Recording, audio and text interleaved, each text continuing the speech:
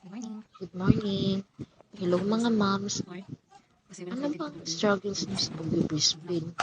Kasi ako, struggles ko talaga. Ang hirap ko talaga matutulog mga moms. Hindi ko alam kung anong gagawin ko. Minsan nga, nakakatulog na lang ako ng 7 a.m. Sobrang pagod talaga. Minsan nga, naiyak na lang ako.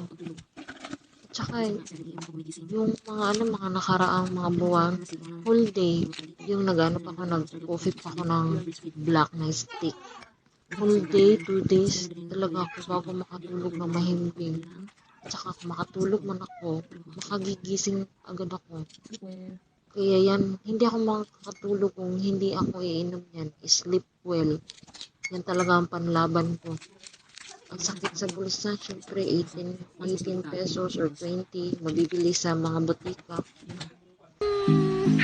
Pwede na yung stock ng mga anak ko.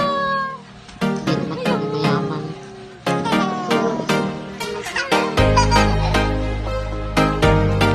Pero, nagtanong ako minsan sa mga pharmacist. Minsan bumili ako ng sleep well. Sabi nila, yan lang sa kalasan ng struggle na.